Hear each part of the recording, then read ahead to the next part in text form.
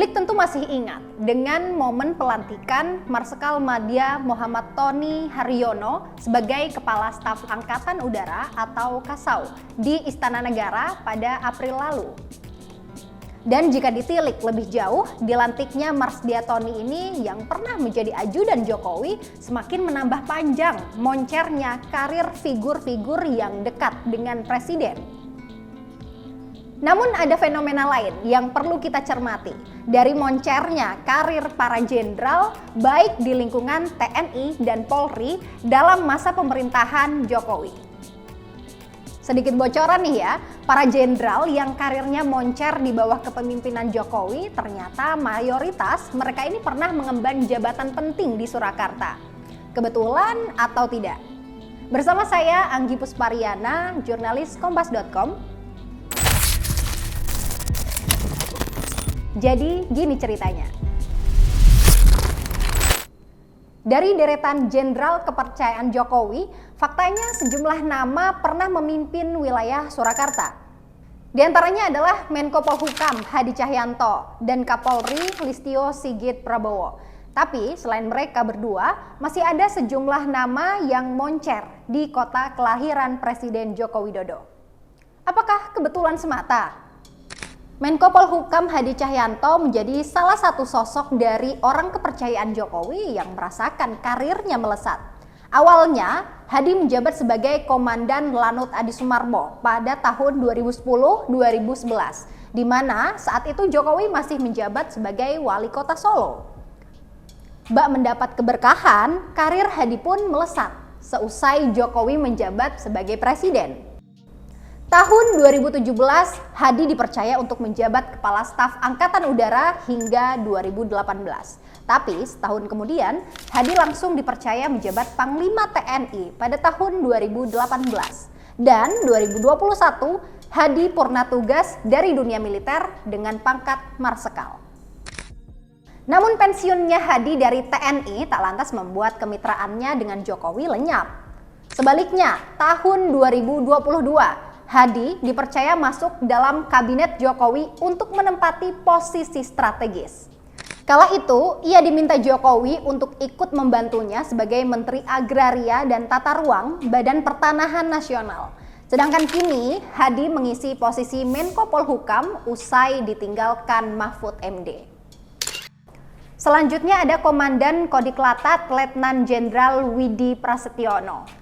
Letjen Widi menjadi nama lain dari orang kepercayaan Jokowi yang merasa karirnya cukup mulus. Sama halnya dengan Hadi, jika ditelusuri, Jenderal Bintang 3 itu juga pernah menjabat di Solo. Tepatnya sebagai Komandan Kodim 0735 Surakarta pada periode 2011 hingga 2012. Persis seperti apa yang dialami Hadi Cahyanto, kala itu Jokowi juga masih menjabat sebagai Wali Kota Solo. Ketika Jokowi menjabat sebagai presiden di periode pertamanya, Widi pun turut dipercaya menjadi ajudan Jokowi pada tahun 2014 hingga 2016 dengan pangkat kolonel. Lalu, Widi perlahan dipercaya mengemban sejumlah posisi strategis di TNI Angkatan Darat. Hingga pada 2020-2022, Widi menjadi Kepala Staf Kodam 4 di Ponorogo. Di tahun yang sama, ia juga mendapat promosi jabatan dengan menduduki posisi sebagai Komandan Jenderal atau Danjen Kopassus. Kemudian, tahun 2022, Widi kembali dipromosikan menjadi Panglima Kodam 4 di Ponorogo. Panglima TNI Jenderal Agus Subianto juga menjadi alumni Solo yang memiliki karir moncer. Saat Jokowi masih menjadi orang nomor 1 di Solo, Agus sudah menduduki posisi sebagai Komandan Kodim 0735 Surakarta. Sama halnya dengan Hadi dan Widi, karir militer Agus juga melejit setelah Jokowi menjadi presiden.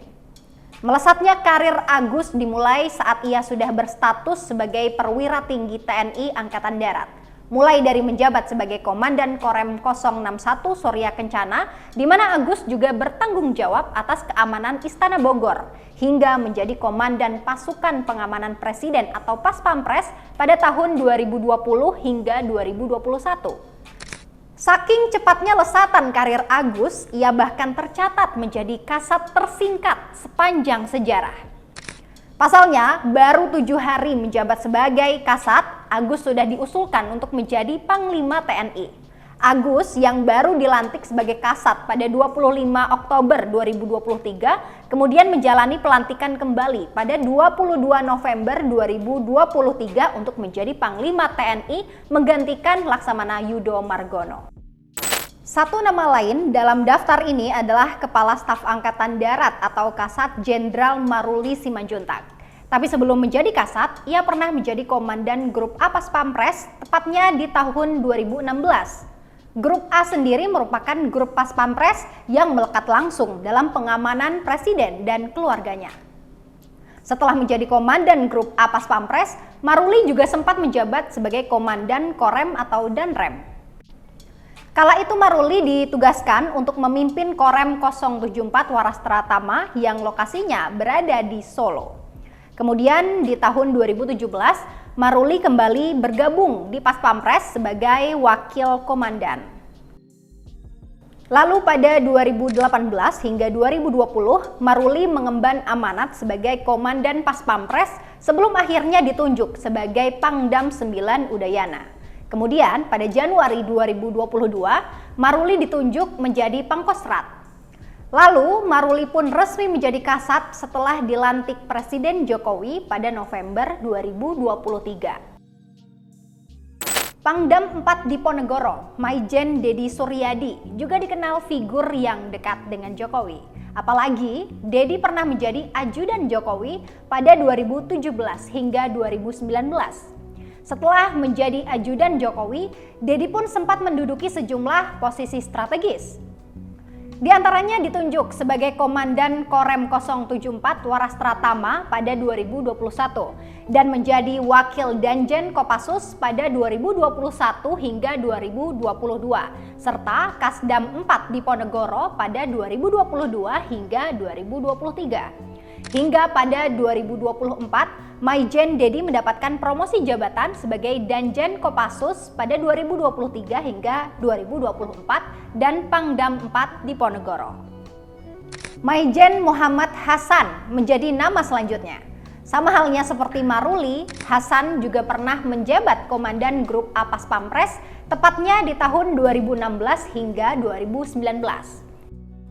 Setelah itu, ia mengemban posisi sebagai Komandan Korem 061 Surya Kencana di tahun 2018 hingga 2019. Kemudian menjadi Wakil Danjen Kopassus di tahun 2019 hingga 2020 dan Danjen Kopassus pada 2020 hingga 2021.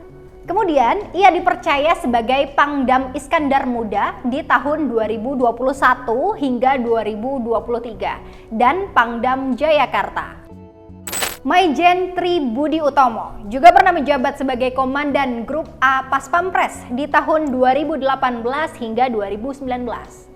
Setelah itu, karir Tri Budi melesat naik dengan menjabat sebagai Komandan Korem 052 Wijaya Krama di tahun 2019 hingga 2020 dan Wakil Danjen Kopassus di tahun 2020 hingga 2021. Selain itu, Maijen Tri Budi juga sempat mengemban jabatan sebagai Komandan Paspampres di tahun 2021-2022 dan Pangdam 6 Mula Warman di tahun 2022 hingga sekarang. Tidak hanya di jalur kemiliteran, jenderal-jenderal Korps Bayangkara juga merasakan nikmatnya lesatan karir mereka di masa kepemimpinan Presiden Joko Widodo. Dan lagi-lagi, Solo seolah menjadi gerbang lesatan karir mereka ke posisi sekarang. Jauh sebelum menjadi Kapolri, Jenderal Listio Sigit Prabowo pernah bertugas di Solo.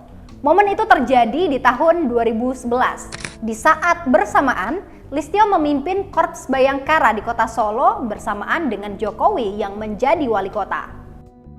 Kebersamaan mereka pun berlanjut pada periode pertama Presiden Jokowi menjadi presiden. Ia kala itu menunjuk Listio menjadi ajudannya. Nah, setelah itu karir Listio pun perlahan merangkak naik. Tercatat, ia pernah menjabat sebagai Kapolda Banten di tahun 2016, Kadif Propam Polri di tahun 2018, dan Kabareskrim Polri di tahun 2019. Kapolda Jawa Tengah, Irjen Ahmad Lutfi, menjadi nama lain yang merasakan puncak karir kepolisian yang berawal dari penugasan di Surakarta. Sebab saat Jokowi masih menjabat sebagai wali kota Surakarta, Ahmad Lutfi ini menduduki posisi sebagai wakil Kapolres Kota Surakarta di tahun 2011. Lutfi kemudian mendapat promosi jabatan menjadi Kapolres Kota Surakarta di tahun 2015 dan analis kebijakan Madya bidang sosial budaya Badan Intelijen Keamanan atau Baintelkam Polri di tahun 2017.